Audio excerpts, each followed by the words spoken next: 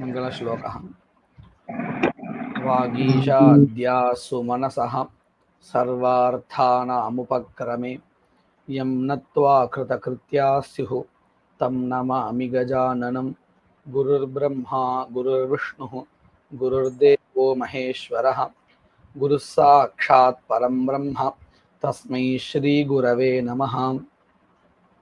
यत्कृपालेशमात्रेण पुरुषार्थचतुष्टयं प्राप्यते तमहं वन्दे गोविन्दं भक्तवत्सलम् अनन्तगुणसम्पन्नम् अनन्तभजनप्रियम् अनन्तरूपिणं वन्दे गुरुमानन्दरूपिणम्।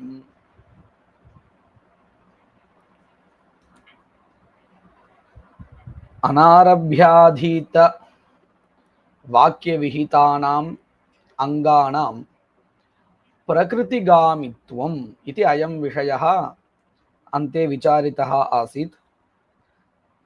तत्र प्रसंगात् प्रकृतिर्नाम का इति निरूपणं कृतम्। इत्युक्ते यत्र अतिदेशप्रमाणेन न अङ्गानां प्राप्तिः सा प्रकृतिः इति निरूपितम्। किमर्थम् अनारभ्याधीतवाक्यविहितानाम् अङ्गानां केवल प्रकृतिमात्रगामित्वम् इत्युक्ते द्विरुक्तत्व आपत्ति वारणाय इति उक्तम्। अन्यथा अनारभ्याधीत वाक्येन प्रकृति विकृति साधारण्येन अंगानां विधाने आदौ वाक्येन अनारभ्याधीत वाक्येन अंगानां प्राप्तिः विकृतो भवति, पुनः अतिदेश प्रमाणेनापि विकृतौ अंगानां प्राप्तिः भवति इति कृत्वा द्विरुक्तत्व आपत्तिः भवति इति निरूपितम्। एवं निरूप्य द्विरुक्तत्व आपत्ति वारणाय अनारभ्याधीत वाक्य विहितानाम् अंगानां प्रकृतिमात्रगामित्वं निरूप्य अधुना तद् अपवादः निरूप्यते। क्वचित् अनारभ्याधीत वाक्य विहितानाम् अंगानां विकृतिगामित्वमपि वर्तते इति निरूप्यते। अनारभ्याधीत வாக்கியத்தினால விதிக்கப்படுகின்றதான அங்கங்கள் பிரகிருதிக்கு மட்டும் போய் சேரும், பிரகிருதி விகிருதிக்கு ரெண்டுக்கும் போய் சேராது. ஏன் அப்படின்னு சொன்னா, அப்படி பிரகிருதி விகிருதிக்கும் ரெண்டுத்துக்கும் அனாரபியாதீத வாக்கியங்களினால விதிக்கப்படுகின்ற அங்கங்கள் சேருமே ஆனால் द्विरुक्तत्व ஆபத்தி வரும் அப்படின்னு சொல்லி கொடுத்தார். சொல்லி கொடுத்ததுக்கு அப்புறம் இப்போ அதனுடைய அபவாதத்தை சொல்லி கொடுக்கிறார். எந்த இடத்துலன்னு பார்த்தா தெரியும். சாப்ததஷ்யம் தூ அனாரபியாதீதமபி ந பிரகிருதோ கச்சதி பிரகிருதேஹ பாஞ்சதஷ்யாவரோதாத் கிந்து விக்ருதிஷு கச்சதி சப்ததச சாமிதேனீஹி அனுப்ரூயாத் அப்படிங்கிறது வாக்கியம். இந்த வாக்கியம் அனாரபியாதீத வாக்கியம். எந்த ஒரு பிரகரணத்திலையும் இல்லை, பிரகரணம் இல்லாத சாமான்யமாக படிக்கப்பட்டதா இருக்கு. அதனால்தான் இது அனாரபியாதீத வாக்கியம். இந்த வாக்கியம் என்ன சொல்லி கொடுக்கிறது அப்படின்னு கேட்டா, அக்னி சமிந்தனார்த்தமா இருக்கக்கூடிய மந்திரங்களை விதிக்கிறது. மந்திரங்களை விதிக்கிறதுங்கிறத விட மந்திரங்களை உத்தேசிச்சு சாப்ததஷ்யத்தை விதிக்கிறது இந்த வாக்கியம். அதாவது சாமிதேன்யா அப்படின்னு சில ரிக்குகளுடைய பெயர். பிரவோ வாஜா அபித்யவஹா அப்படின்னு ஆரம்பிக்கிறது இல்லையா, பிரசித்தமான மந்திரங்கள் தான். இவைகளுக்கு என்ன பேரு? சாப்ததஷ்யம்னு பேரு, சாமிதேன்யான்னு பேரு. இந்த சாமிதேனி அப்படின்னு பேரை கொண்ட அந்த ரிக்குகளை உத்தேசிச்சு சாப்ததஷ்யத்தை இந்த வாக்கியம் விதிக்கிறது. எந்த வாக்கியம்? சப்ததச சாமிதேனீஹி அனுப்ரூயாத்துங்கிற வாக்கியம். சரி, இப்போ அனாரபியாதீத வாக்கியத்தினால சொல்லப்படுகின்ற அங்கங்கள் எல்லாமே பிரகிருதிக்கு தானே போய் சேரும்னு சொல்லியிருக்கோம் இல்லையா? அதன்படி பார்த்தால் இந்த சாப்ததஷ்யமும் கூட பிரகிருதி எல்லாம் போய் சேரணும். ஆனா என்ன இங்க சிக்கல் அப்படின்னு கேட்டா, பிரகிருதியில, அதாவது அந்த பிரகரணத்துல ஏற்கனவே வாக்கியம் இருக்கு. என்ன வாக்கியம் அப்படின்னு கேட்டா, பஞ்சதச சாமிதேனீஹி அனுப்ரூயாத்னு வாக்கியம் இருக்கு. இப்போ இந்த பிரகிருதியிலே இருக்கக்கூடிய வாக்கியத்தினால ஆகாங்ஷா பூர்த்தி ஆயிடுறது. அதனால அனாரபியாதீதமான வாக்கியத்தினால சொல்லப்படுகின்ற சாப்ததஷ்யத்துக்கு அங்க பிரவேசகா இல்லை, இல்லையா? எப்போ நாம அங்கத்தை எடுத்துப்போம், ஆகாங்ஷ இருக்கும் பொழுது. ஆனா பிரகிருதியிலேயே நம்ம இந்த மாதிரி ஏற்கனவே பார்த்துருக்கோம். உற்பத்தி சிஷ்ட குணகா, உற்பன்ன சிஷ்ட குணகான்னு 2 பார்த்தோம். உற்பத்தி வாக்கியத்திலேயே சொல்லப்பட்டதான குணகா அன்வயிச்சதுக்கு பிறகு ஆகாங்ஷா இருக்காது. அதனால உற்பன்ன சிஷ்டமான, அதாவது உற்பத்தி கர்மோத்பத்திக்கு அப்புறம் விதிக்கக்கூடிய வாக்கியத்தினால கிடைச்ச குணத்தை எடுத்துக்கிறது இல்லை, ஏன்னா ஆகாங்ஷை இல்லை அப்படின்னு சொல்லியிருக்கோம். அதே போலவே தான் இங்கேயும் பிரகரணத்திலே அந்த பிரகரணத்திலேயே இருக்கக்கூடிய வாக்கியத்தினால விதிக்கப்பட்ட பாஞ்சதஷ்யத்தை வச்சுண்டு ஆகாங்ஷா பூர்த்தி ஆகும் சமயத்துல சாப்ததஷ்யத்தை, அதுவும் அனாரபியாதீதமான வாக்கியத்தினால கிடைக்கப்பெற்ற சாப்ததஷ்யத்தை எடுத்துக்காது. அப்போ பிரகிருதியில இந்த சாப்ததஷ்யம் போறதுக்கு வழி இல்லை, பிரவேசிக்கிறதுக்கு வழி இல்லை, இல்லையா? அப்போ என்ன பண்றா அப்படின்னு கேட்டா, பிரகிருதியில இந்த சாப்ததஷ்யத்துக்கு பிரவேசகா இல்லைங்கிறதுனால இந்த சாப்ததஷ்யத்தை விகிருதிக்கு கொண்டு போறா. அப்போ என்ன எடுத்து முன்னாடி சொன்ன நியாயா பாதிக்கிறது. முன்னாடி என்ன சொன்னா, அனாரபியாதீத வாக்கிய விஹிதானாம் அங்கானாம் கேவல பிரகிருதிகாமித்துவம்னு சொன்னா இல்லையா? இப்போ அதுக்கு அபவாதம் வந்துடுது. அதுதான் இங்க காமிக்கிறான். சாப்ததஷ்யம் தூ அனாரபியாதீதமபி.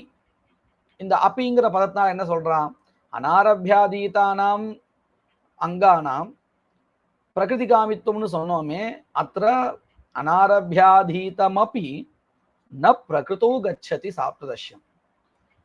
குதஹ பிரகிருதேஹ பாஞ்சதஷ்ய அவரோதாத் கிந்து விகிருதிஷு கச்சதி.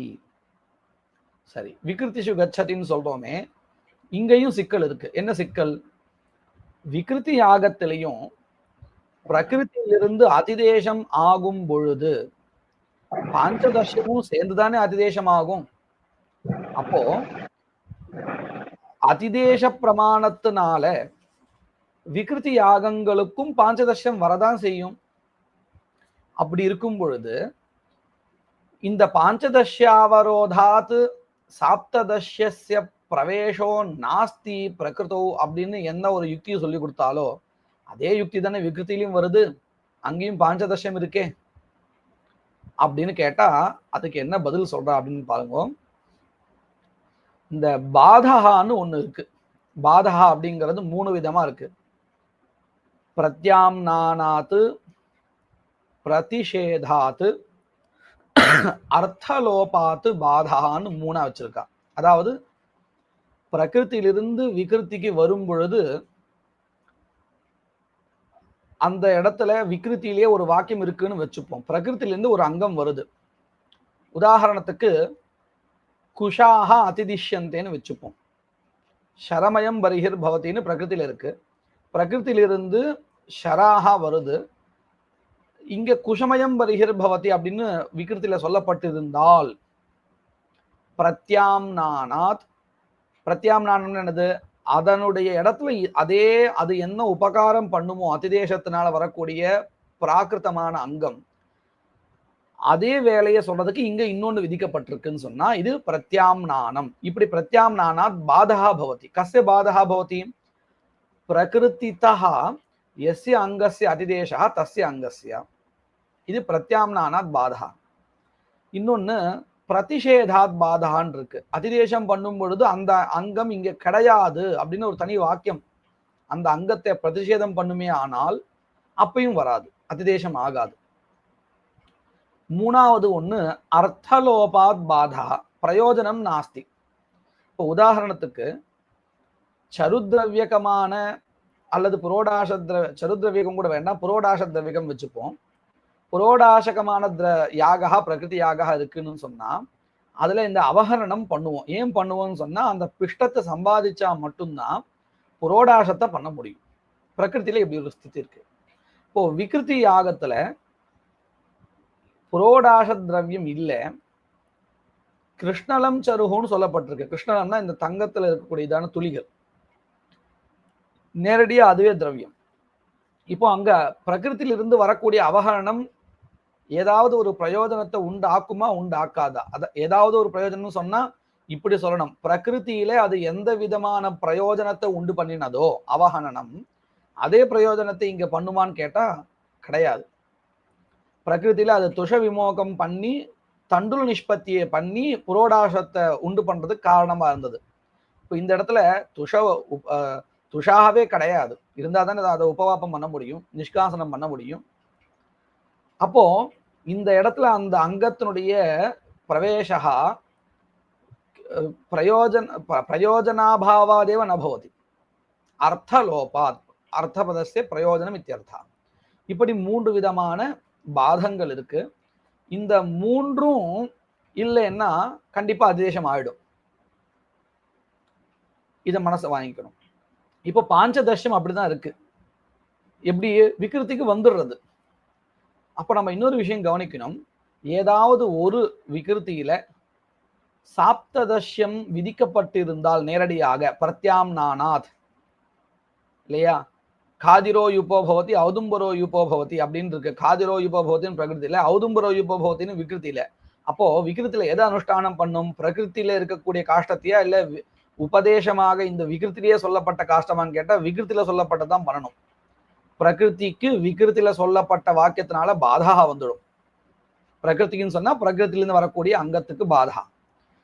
அப்போ எந்த விகிருத்தியில சாப்ததஷ்யம் நேரடியா விதிக்கப்பட்டிருக்கோ அந்த கர்மாவில பாஞ்சதஷ்யம் வராது இல்லையா. அதை தவிர்த்து மற்ற எல்லா விகிருதிகளிலும் பாஞ்சதஷ்யம் வரும், அதிதேச பிரமாணத்தினால கிடைக்கும். அப்போ என்ன தெரியறது, இந்த இடத்த என்ன பண்றா அப்படின்னு கேட்டா, எந்த விகிருத்தியில சாப்ததஷ்யம் நேரடியாக விதிக்கப்பட்டிருக்கோ அந்த கர்மாவுல இந்த வாக்கியம் போய் சேர்றதுன்னு வச்சுக்கணும். எந்த வாக்கியம்? சப்ததச சாமிதேனீஹி அனுப்ரூயாத். ஏன்னா மற்ற விகிருத்திக்கு கொண்டு போக முடியாது. மற்ற விகிருத்திக்கு ஏன் கொண்டு போக முடியாது அப்படின்னு கேட்டா, அந்த விகிருத்திகளிலுமே பாஞ்சதஷ்யம் அதிதேச பிரமாணத்தால கிடைச்சிடுறது. நல்லா புரியுறதா? பிரகிருதிக்கு இந்த சாப்ததர்ஷத்தை கொண்டு போக முடியாது. ஏன் கொண்டு போக முடியாது? பாஞ்சதர்ஷம் பிரகிருத்தில விதிக்கப்பட்டிருப்பதினாலே. சரி, எல்லா விகிருத்திக்கும் கொண்டு போகலாமா சாப்ததர்ஷத்தை? ஏன்னா பிரகிருதிக்கு அதை கொண்டு போக முடியலன்னு பார்த்தோம். எல்லா விகிருத்திக்கும் சாப்ததர்ஷத்தை கொண்டு போகலான்னு கேட்டா அதுவும் முடியாது. ஏன்னா விகிருத்தியில அதிதேச பிரமாணத்தினால பாஞ்சதர்ஷம் கிடைக்கிறது. அப்போ விகிருத்திலையும் எந்த விகிருதிகளிலே சாப்ததஷ்யம் நேரடியான வாக்கியத்தினால விதிக்கப்பட்டிருக்கோ அந்த இடத்துல பாஞ்சதஷ்யம் அதிதேச பிரமாணத்தினால கிடைக்காது, பிரத்யாம்னானாத் பாதா. அந்த மாதிரி எந்த விகிருதி இருக்கோ சாப்ததஷ்யத்தை நேரடியாக விதிக்கப்பட்டு இருக்கக்கூடியதான விகிருதி, அந்த விகிருதிக்கு இந்த வாக்கியத்தை கொண்டு போய் சேர்க்கிறோம். அப்ப நமக்கு இங்கேயும் கேள்வி வரும். என்ன கேள்வி? நீங்க அந்த கேள்விதான் கேட்க வந்தேன். ஏன்னா அங்க ஆல்ரெடி சப்ததசம்னு விதிச்சுடுத்து மறுபடியும் எதுக்கு இந்த வாக்கியம் வரணும் அப்படின்ட்டு அந்த விசாரணை கிரந்தத்துல இருக்கு. அதுதான் இப்ப எனக்கு அது சொல்ல வந்தேன். நமக்கு அந்த கேள்வி வரும். என்ன கேள்வி வரும்? அங்க இந்த ஏற்கனவே உபதேசத்தினாலே சாப்ததசம் கிடைச்சிருத்தே, அப்போ மெனக்கட்டு இந்த அனாரபியாதீத வாக்கியத்தினால அங்க கிடைக்கிறதுன்னு ஏன் சொல்லணும்? இந்த வாக்கியத்தினால அங்க கிடைக்கிறதுன்னு இல்லை. சாமான்யமாக விதிக்கப்பட்ட இந்த இப்ப பாருங்க, 2 வாக்கியம் இருக்கு. சாப்ததர்ஷத்தை விதிக்கக்கூடிய வாக்கியம் 2 வாக்கியம் இருக்கு. அனாரபியாதீத வாக்கியம் சாமான்யமா விதிக்கிறது, பொதுவாக சாப்ததர்ஷத்தை விதிக்கிறது சாமிதேனி உத்தேசேனா. அதாவது யாக நம்ம வேற எங்கேயும் இந்த சாமிதேனி உபயோகிக்க போறது இல்லை, யாக சம்பந்தா இருக்கு. அதே அந்த விகிருதி இருக்கே, குறிப்பிட்ட விகிருதி என்ன விகிருத்தினா மித்ரவிந்தான்னு பேரு, அந்த கர்மாவுக்கு பேரு மித்ரவிந்தான்னு பேரு. அந்த மித்ரவிந்தாங்கிற கர்மாவில சாப்ததர்ஷத்தை விதிக்கிறதுக்குன்னு ஒரு உபதேச வாக்கியமே இருக்கு இல்லையா? அங்கே இருக்கக்கூடிய வாக்கியம் உபதேச வாக்கியம், அதிதேசம் இல்லை உபதேசதா. அந்த வாக்கியம் விசேஷ வாக்கியம் ஆகும். சாமான்யமா விதிக்கப்பட்ட இந்த சாப்ததர்ஷத்தை ஒரு பிரகரணத்துக்கு கொண்டு போய் சேர்க்கிறோம் இல்லையா? சாமான்யம் அப்படின்னு அர்த்தம் யாக மாத்திரோத்தேசன லப்தம். இங்க சப்ததச சாமிதேனீஹி அனுப்ரூயாதுன்னு பொதுவா சொன்னப்பட்டது. இத விசேஷத்துல சங்கோச்சம் பண்றோம். அதுக்கு எந்த விசேஷத்துல சங்கோச்சம் பண்ணணும்னு தெரியணுமா இல்லையா? அதுக்கு எது உதவுறது அப்படின்னு கேட்டா, அந்த மித்ரவிந்தாவில் இருக்கக்கூடியதான சப்த சாமிதேன அனுப்ரூயாதுங்கிற வாக்கியம் இருக்கே, அது உதவுறது. இதுதான் அந்த விசேஷா அப்படிங்கிறது நமக்கு தெரிய வர்றது. இப்போ புரிஞ்சுதா? இப்போ இது சாமானிய சாஸ்திரம் எது இந்த இடத்துல?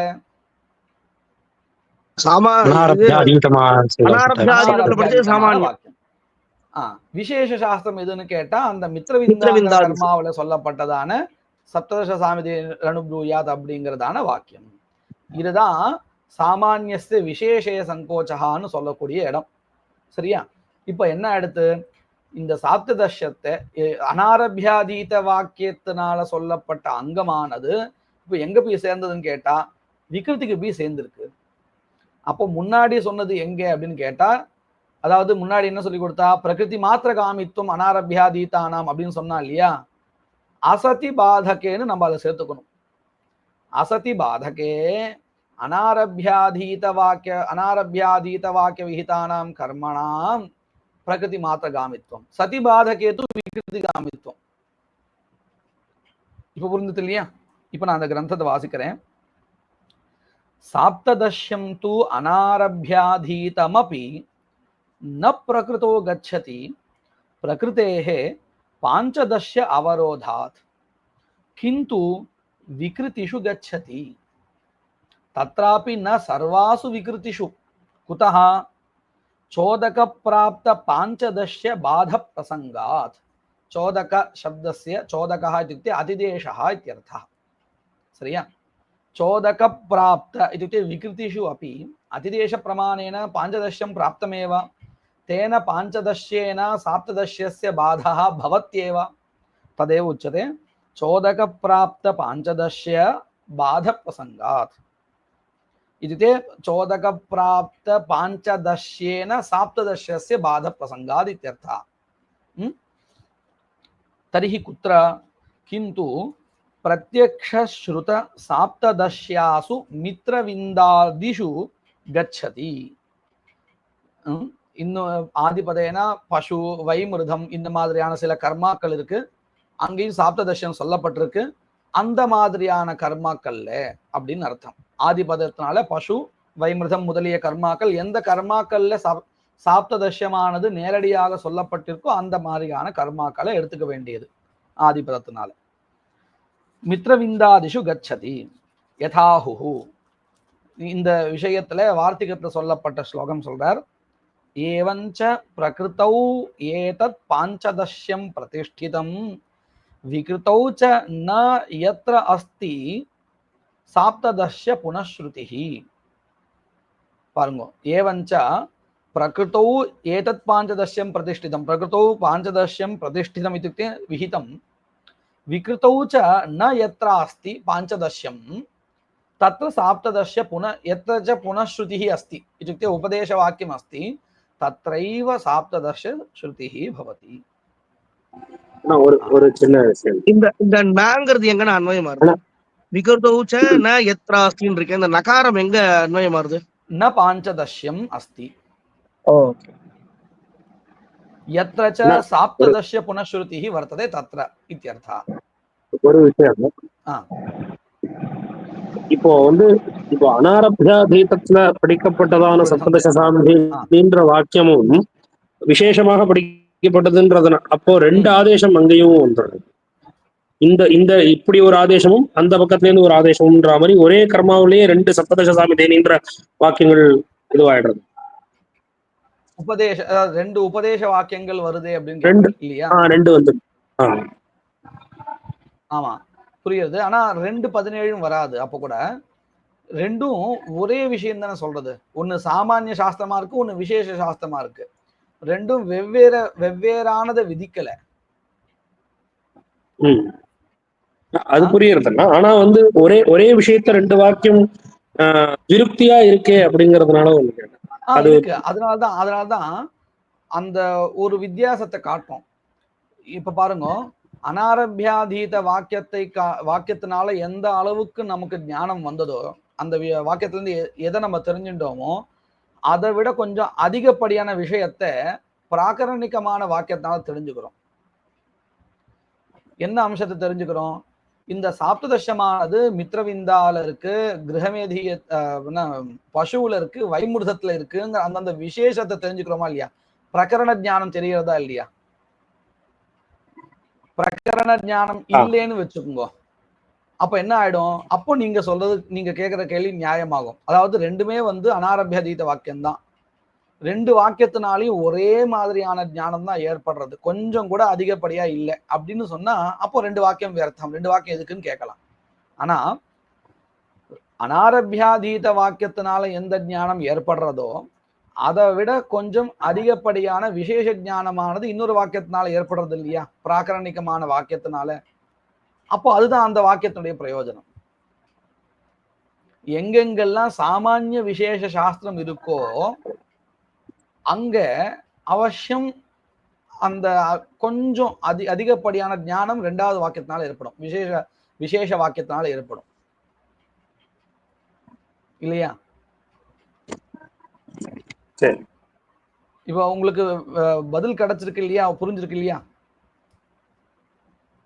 அதான் இந்த இடத்துல பதில் வந்து பிராகரணிகமான ஞானம் ஒண்ணு அதிகப்படியா கிடைக்கிறது, அதிகப்படியா கிடைக்கிறது, அதுதான் விசேஷ ஞானம்னு சொல்லிட்டு இருக்கோம்.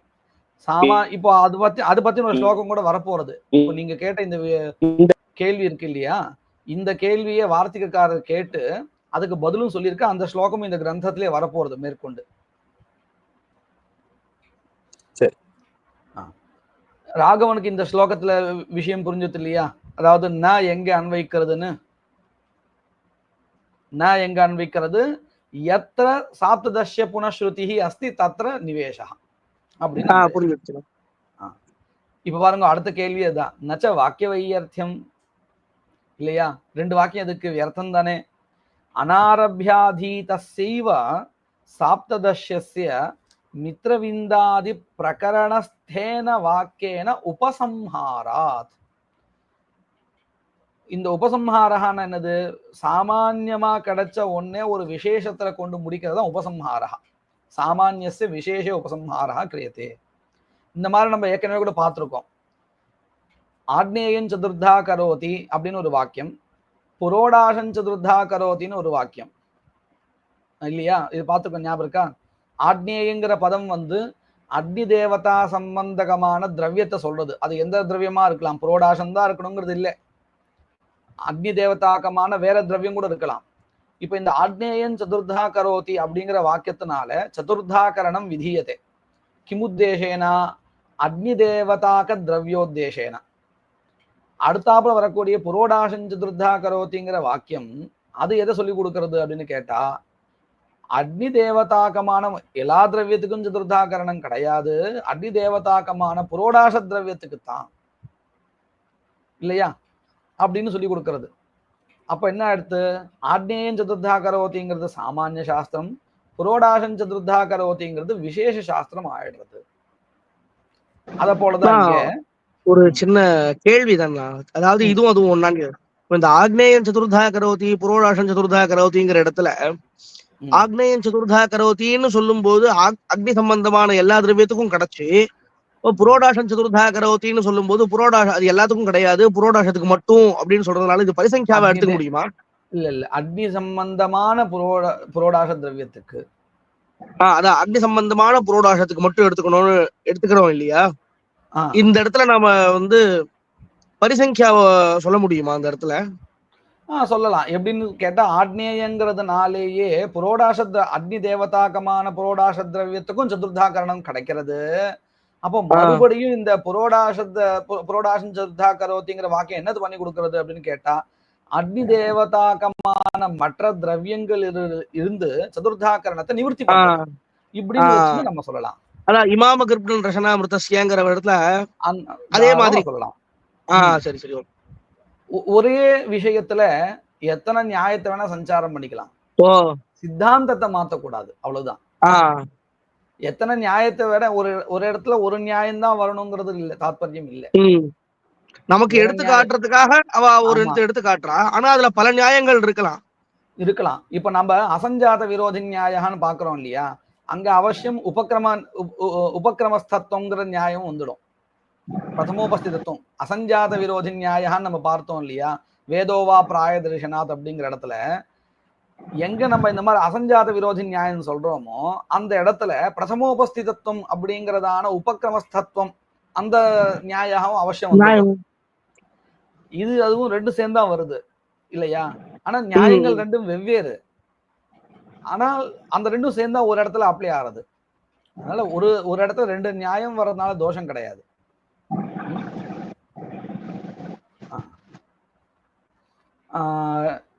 இப்போ நாம எதை பார்த்துருந்தோம்னு கேட்டா, இந்த சாமானியஸ்ய விசேஷ உபசங்கோச்சா அந்த விஷயம் தான் பார்த்துட்டு இருக்கோம். நச்ச வாக்கிய வையர்த்தியம் அனாரபியாதீதஸ்யைவ சாப்ததர்ஷ்யஸ்ய மித்ரவிந்தாதி பிரகரணஸ்தேன வாக்கியேன உபசம்ஹாராத். उपसंहारो नाम कः तस्य विवरणं क्रियते। सामान्य प्राप्तस्य विशेषे नियमनं संकोचः यथाहुः सामान्य विधिः अस्पष्टः संह्रियेत विशेषतः। पश्यन्तु प्रकृतस्थलतल अनारभ्यादीत विधिः सामान्य विधिः, तत्र साप्तदश्यं विहितं। साप्तदश्यं विहितम् इत्युक्ते कीदृश अपूर्व साधनीभूत இந்த ருக்கு என்ன பேரு, சாமிதேனி இல்லையா, சாமிதேனின் பேரு. அது கிம் அபூர்வ சாதனீபூத சாமிதேன்யு உத்தேசேன சாப்ததசம் விதியத்தை அப்படின்னு கேள்வி கேட்போம். எப்போ நான் சொல்றது வந்து சாமானிய இந்த அனாரபியாதீத வாக்கியம் நம்ம இப்போ கேட்டிருக்கோம், சப்ததச சாமிதேனி ப்ரூயாத். இந்த இடத்துல கிமபூர்வ சாதனீபூத சாமிதேன்யுத்தேசேனா சாப்ததசியம் விதியத்தை அப்படின்னு கேள்வி கேட்டா பதில் கிடைக்குமோ?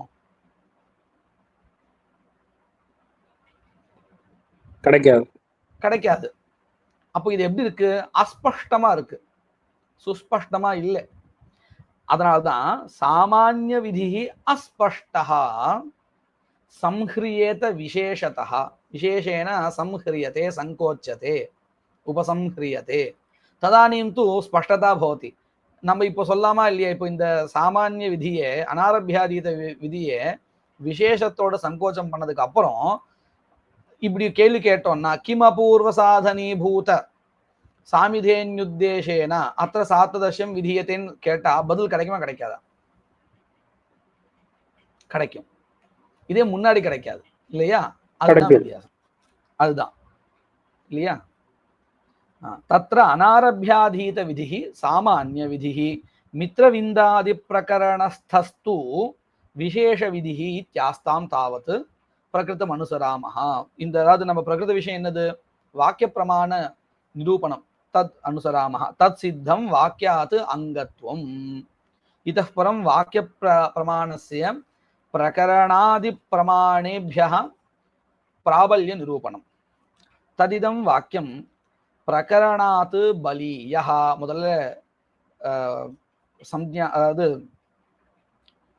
என்ன சொல்றது, என்ன சொல்லுவாங்க அது, சங்கல்பா இல்லையா, பிரதிஜ்ஞா. பிரதிஜ்ஞா. ததிதம் வாக்கியம் பிரகரணாத் பலியஹ. பிரகரணம் ஹி ந சாக்ஷாத் விநியோஜகம் तद्धि आकांक्षा रूपम. प्रकरणम नाम आकांक्षा रूपम, न च आकांक्षा स्वयं प्रमाणम.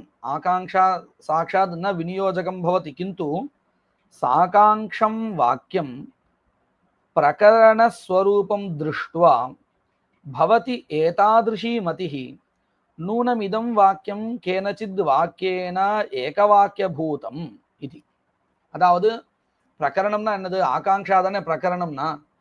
இந்த ஆகாங்ஷாவை பார்த்ததுக்கு அப்புறம் நமக்கு ஒரு விஷயம் உபஸ்திதமாகும். என்ன விஷயம் கேட்டா, இப்படி ஆகாங்ஷாவுடன் கூடிய பதார்த்தத்தை சொல்லுகின்ற ரெண்டு வாக்கியம் இருக்கு. நம்ம பார்த்த உதாரணம் தான் எடுத்துப்போமே, தர்ஷபூர்ணமாச யாக உற்பத்தி விதாயகம் வாக்கியம் ஒண்ணு, பிரயாஜாதி யாகங்களை விதிக்கக்கூடிய வாக்கியம் ஒண்ணு, இந்த ரெண்டு வாக்கியத்தினாலையும் சொல்லப்படுகின்ற கர்மாவுக்கு ஆகாங்ஷா இருக்கு.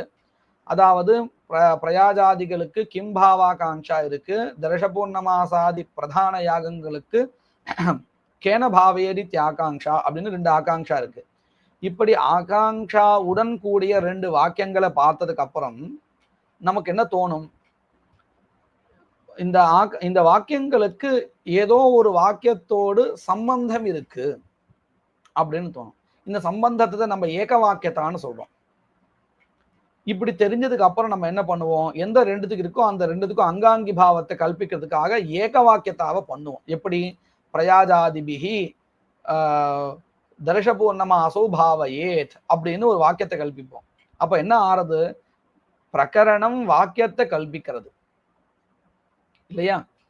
நம்ம இப்போ இது வாக்கியம்னு சொல்லிட்டு இருக்கோம். ஆக்சுவலி இது வந்து ஸ்ருதி கல்பனம் தான். இப்ப நான் சொன்னது பிரயாஜாதிபிகி திருத்தியாந்தமான பதமும் கல்பிச்சுட்டேன். அதாவது எப்படி இன்னும் ப்ராசஸ் இன்னும் கொஞ்சம் டீப்பா சொல்றதா இருந்தா எப்படி சொல்லணும்? பிரகரணம் ஆகாங்ஷா தானே பிரகரணம். இந்த சமித்யாகங்களுக்கு இருக்கக்கூடிய ஆகாங்ஷையும் தர்ஷபூர்ண மாசத்தினுடைய ஆகாங்ஷையும் பார்த்ததுக்கு அப்புறம் இந்த ரெண்டுத்துக்கும் ஒரு மானசிகமா நம்ம ஒரு ஏக வாக்கியத்தாவை கல்பிப்போம். அப்படின்னா என்னது மானசிகம்னா? மனசுக்குள்ள இந்த ரெண்டுத்துக்கும் ஒரு சம்பந்தம் இருக்கு. தர்ஷபூர்ண மாசத்துக்கும் பிரயாஜங்களுக்கும் ஒரு சம்பந்தம் இருக்குன்னு சொல்றோம் இல்லையா?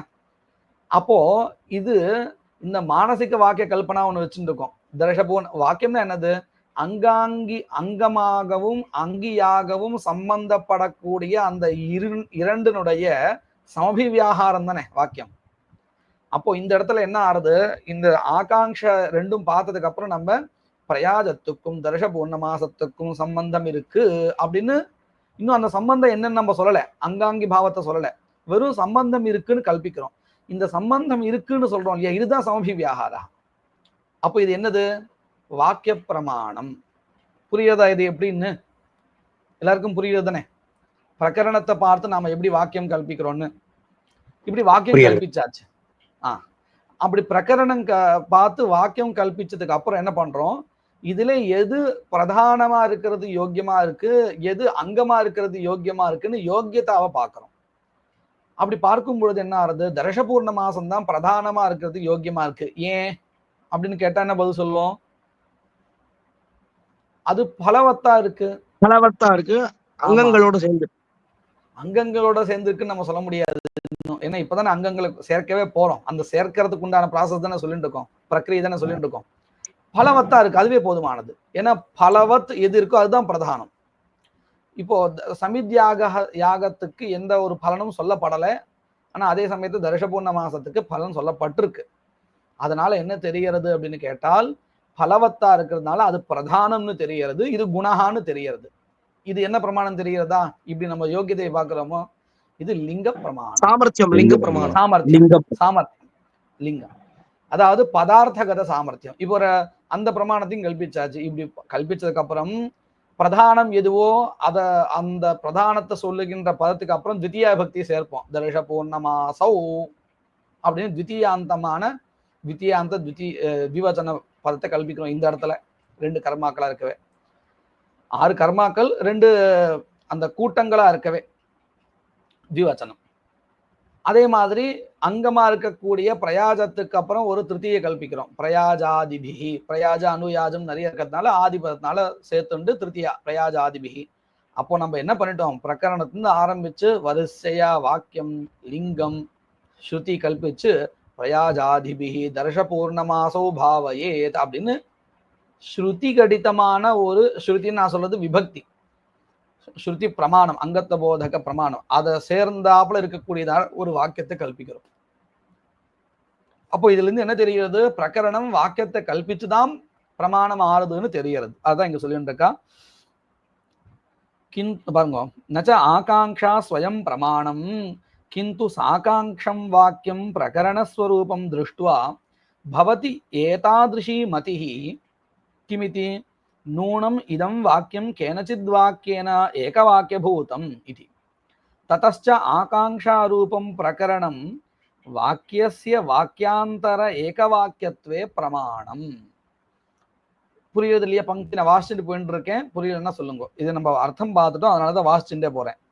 एवञ्च यावत् प्रकरणं वाक्यं कल्पयित्वा विनियोजकं भवति तावत् ततः प्रागेव वाक्यं लिङ्गश्रुति कल्पयित्वा विनियोजकं भवति इति प्रकरणात् वाक्यं बलीयः। प्रकरणं वाक्यादि पूर्वप्रमाणं कल्पयित्वा त्रीणि प्रमाणानि कल्पयित्वा विनियोजकं भवति। वाक्यं तु द्वे प्रमाणे कल्पयित्वा विनियोजकं भवति इति तस्य शैघ्र्यता वर्तते, शीघ्रगामित्वं वर्तते। अत एव इति उदाहरणं प्रदर्शयति। इन्द्राग्नि इदं हविरजुषेताम् अविवृधेतां महोज्यायोक्राताम् इत्यत्र इन्द्राग्निपदस्य लिङ्गात् दर्शाङ्गत्वे सिद्धे इदं हविः इत्यादेरपि तदेकवाक्यत्वात् दर्शाङ्गत्वं न तु प्रकरणात् दर्शपूर्णमासाङ्गत्वं प्रकरणात् वाक्यस्य बलीयस्त्वात्। எப்படின்னு பாருங்கோ, இந்த மந்திரஹா ஒன்று படிச்சிருக்கா இல்லையா, இந்த அக்னி இதம் ஹவிரஜுஷதாம். இந்த மந்திரத்துல இந்திராக்னி தேவதா பிரகாசனம் இருக்கு. அப்போ லிங்கத்தை வச்சுட்டு பார்த்தால் இந்த மந்திரமானது இந்திராக்னி தேவதா பிரகாசனம்னு தெரிகிறது, ததர்த்தம்னு தெரியுது, ததங்கம்னு தெரியறது இருக்கட்டும். இந்த மந்திரமானது எந்த பிரகரணத்துல படிக்கப்பட்டிருக்குன்னு கேட்டா தர்ஷபூர்ணமாச பிரகரணத்துல, தர்ஷ பிரகரணம் தனியா இல்லை, தர்ஷபூர்ணமாச பிரகரணத்துல. சரி, அப்போ இந்த பிரகரணத்தை சககாரியா வச்சுண்டு லிங்கத்தை பிரமாணமா வச்சுண்டு நம்ம இந்த மந்திரத்தை விநியோகம் பண்ணினோமே ஆனால் இந்த மந்திரம் எதற்கு அங்கம்னு ஆகும் கேட்டா தர்ஷபூர்ண மாசாங்கத்துக்கு அங்கம்னு ஆயிடும். தர்ஷ கர்மாவுக்கும் சரி பூர்ணமாச கர்மாவுக்கும் அங்கம்னு ஆயிடும் இல்லையா? ஏன்னா அந்த பிரகரணம் தர்ஷ பிரகரணம் மாத்திரம் இல்லை, தர்ஷ பூர்ண மாச பிரகரணம். சரி, ஆனால் இதே சமயத்துல நாம வாக்கியத்தை வச்சுட்டு பார்த்தால் இதகும் ஹவிஹின்னு இருக்கு இல்லையா, இதம் ஹவிஹி அப்படிங்கிற அந்த இந்திராக்னி, அதாவது இந்த வாக்கியமானது இந்திர அக்னிய பிரகாசனம் பண்றதா இருந்தாலும் இந்த ரெண்டும் சேர்ந்து ஒரு திரவியத்துக்கு தேவதைன்னு தெரியறது. எங்க தெரியறது அப்படின்னு கேட்டா இதகும் ஹவிஹிங்கிற இடத்துல தெரியறது. அந்த பதம் இல்லைன்னு சொன்னா என்ன தெரியும், என்ன ஆகும் தெரியுமா? இந்த மந்திரம் ரெண்டு தேவத்தையும் பிரகாசனம் பண்றது, அந்த ரெண்டு தேவதை தனித்தனியாவும் இருக்கலாம். இதகும் ஹவிஹிங்கிற அம்சம் இல்லைன்னு வச்சுங்க இந்த மந்திரத்துல. அப்ப இந்த மந்திரம் இந்திரனையும் பிரகாசனம் பண்றதா இருக்கு, அக்னியையும் பிரகாசனம் பண்றதா இருக்கு. நமக்கு தர்ஷபூர்ண மாச பிரகரணத்தை ரெண்டுமே தேவதையா இருக்கு. இந்திரன் ஐந்திர கர்மாவில தேவதையா இருக்கு, அதே மாதிரி அக்னி ஆக்னேய யாகத்துல இருக்கு. அதனால ரெண்டுத்துக்கும் விநியோகம் பண்ணலான்னு ஆயிடும். ஆனா இந்த இதகும் ஹவிஹி அப்படிங்கிற ஒரு அம்சம் இருக்கே மந்திரத்தினுடைய கடைசி பாகம், அந்த பாகத்திலிருந்து என்ன தெரியுதுன்னா இந்த ததிர பிரத்யமானது திரவியத்தை சொல்றதுக்காக வந்தது. சரியா? சூக்த ஹவிஷோஹோ அப்படிங்கிற சூக்தனால இங்க ஹவிஷ சொல்ல வந்ததுன்னு தெரிகிறது. அதாவது இந்திராக்னி தேவதே எஸ்ய ஹவிஷா, ரெண்டும் சேர்ந்தாப்புல எந்த திரவியத்துக்கு தேவதையோ அந்த திரவியம்னு தெரிகிறது. அப்போ எந்த கர்மாவுல இந்திராக்னி தேவதையானது ரெண்டும் சேர்ந்தாப்புல தேவதையா இருக்கோ அந்த கர்மாவை எடுத்துக்கணும் தெரிகிறது.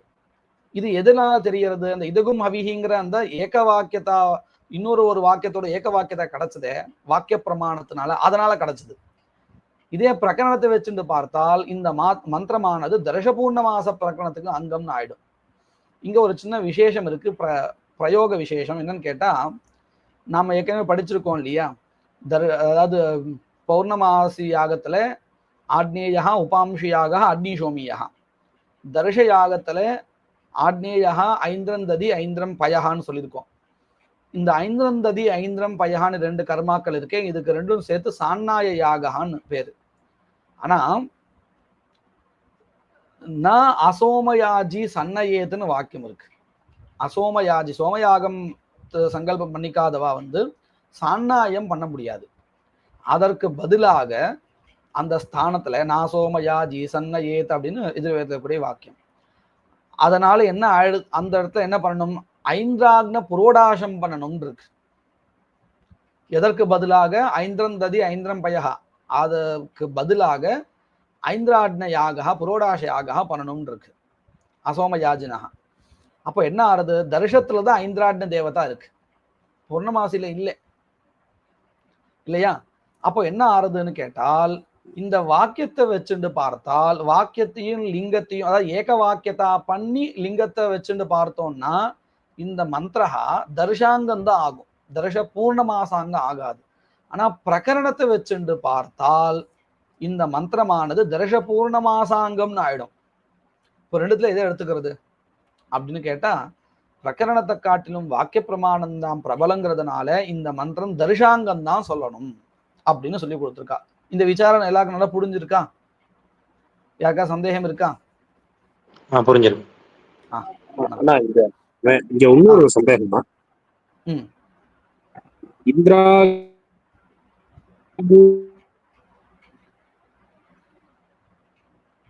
உங்களுடைய குரல் சரியா கேட்கல. இந்திராக்னி வந்து இந்த இந்திராக்னி அப்படிங்கிறது ஐந்திராக்ன தேவத்தையும் தரிசனத்துல இருக்குன்றத தெரிஞ்சுன்றதுனால அதை லிங்கத்தினாலேயே அப்படியே சொல்லிடலாமே. இங்க வாக்கியம் பிரகரணத்தை இல்லாம லிங்கத்தை வச்சுட்டே அதை சொல்லிடலாமே. ஐந்திராக்ன லிங்கம் இருக்கிறதுனால தரிசன தேவத்தையும் அப்படின்னு. ஆமா, கேள்வி நல்ல கேள்வி. பாருங்க, இந்த இதகும் ஹவிங்கிற அம்சம் இல்லைன்னு வச்சுக்கோங்க. ஐந்திராக்னம் ஏகாதச அந்த மந்திரம் என்ன மந்திரம் நம்ம சொன்னோம் இங்க, இந்த இந்திராக்னி ஹவிரஜுஷேதாம் இதகும் ஹவிரஜுஷேதாம் இவ்வளவுதான் மந்திரம் வச்சுப்போம். இதகும் ஹவிங்கிற அந்த அம்சம் இன்னொரு பார்ட் அது இல்லைன்னு வச்சு பேசுவோம். இந்திராக்னி இதகும் ஹவிரஜுஷேதா இந்த மந்திரத்தை வச்சுன்னு பார்த்தால் ரெண்டும் ஒரு திரவியத்துக்கு உண்டான தேவதைன்னு தெரியல. வெறுமனே இந்திர தேவத்தையும் பிரகாசனம் பண்றது மந்திரம், அக்னி தேவத்தையும் பிரகாசனம் பண்றது, அவ்வளவுதானே தெரிகிறது. இதகும் ஹவிஹிங்கிற அந்த அம்சம் சேர்ந்ததுக்கு அப்புறம் தான் இந்த ரெண்டும் தேவதை ஒரு திரவியத்துக்குங்கிற அம்சம் தெரிகிறது. அந்த ஏக வாக்கியத்தா வந்தாதான் தெரிகிறது, இல்லாட்டி தெரியாது. அதனாலதான் நான் முதல்ல சொன்னேன், இதகும் ஹவிஹிங்கிற அம்சம் இல்லைன்னு வச்சுன்னு பேசி பாருங்க. அப்ப நமக்கு என்ன ஆயிடும் தெரியுமா, இந்த ரெண்டும் ரெண்டு தேவத்தனையும் பிரகாசம் பண்றதா இந்த மந்திரம் இருக்கு. ஏன் ஒரே மந்திரம் ரெண்டு தேவத்தையும் பிரகாசம் பண்ணக்கூடாதான்னு? கண்டிப்பா பண்ணலாம். அப்போ என்ன ஆயிடும், இதகும் ஹவிஹி இல்லைன்னா இந்த மந்திரம் இந்த தேவதா பிரகாசனார்த்தமாவும் இருக்கு, அக்னி தேவதா பிரகாசனார்த்தமாவும் இருக்கு. அப்படி வச்சிருந்து பார்த்தால் பிரகரணத்தை எங்க வேணா விநியோகம் பண்ணலாம், தர்ஷ பூர்ணமாச பிரகரணத்தை விநியோகம் பண்ணலாம், தர்ஷத்தெல்லாம் பண்ணுங்கிற அவசியம் இல்லை. ஆனால் இதகும் ஹவிஹின் அம்சத்தோட இந்த இந்திராக்னி இதகும் ஹவிரஜுஷேதாம் அவிவருஷேதாம் மஹோஜாயோஹோ கிராதாம் இதகும் ஹவிஹிங்கிற இந்த அம்சத்தோட சேர்ந்துட்டோம்னா, ஏக வாக்கியத்தா பண்ணிட்டோம்னா, அப்போ இந்த மந்திரம் எங்க மட்டும் போய் சேரும்?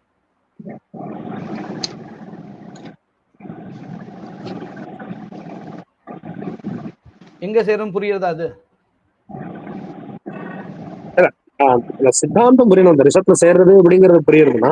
ஆனா அந்த நடுவில் இதகும் ஹவிஹின்றதுல இருக்கிற என்ன விசேஷம் அப்படிங்கறதான் கொஞ்சம் இன்னும் அதுதான் இப்ப சொல்லிட்டு இருக்கேன். மறுபடியும் சொல்றேன், இப்ப இதகும் ஹவிஹிங்கிற அம்சம் இல்லைன்னு வச்சுங்க, அதை ஓரம் கட்டிடுங்க.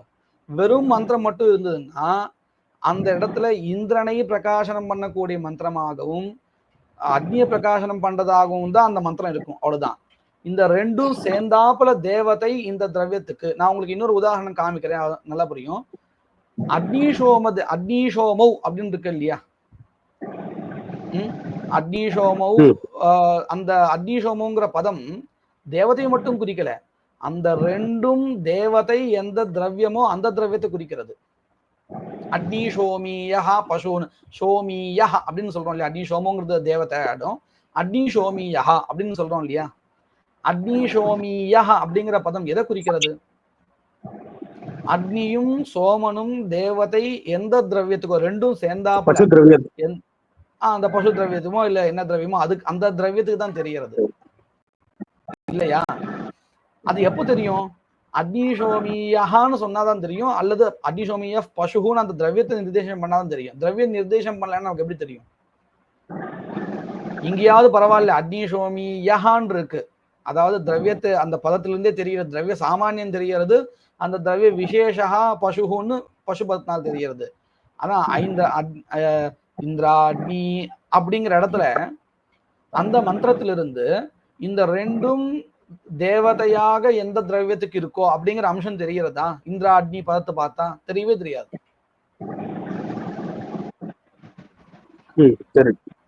அது எப்போ தெரியும் நமக்கு? இதகும் ஹவிஹிங்கிற அந்த பதம் சேர்ந்ததுக்கு அப்புறம் தான், அதாவது ரெண்டு வாக்கியங்களுக்கும் ஏக வாக்கியத்தா வந்ததுக்கு அப்புறம் தான் தெரியும். அந்த ஏக வாக்கியத்தாவை தானே நம்ம வாக்கிய பிரமாணம் சொல்லிட்டு இருக்கோம். இப்ப புரிஞ்சுதா? சரி,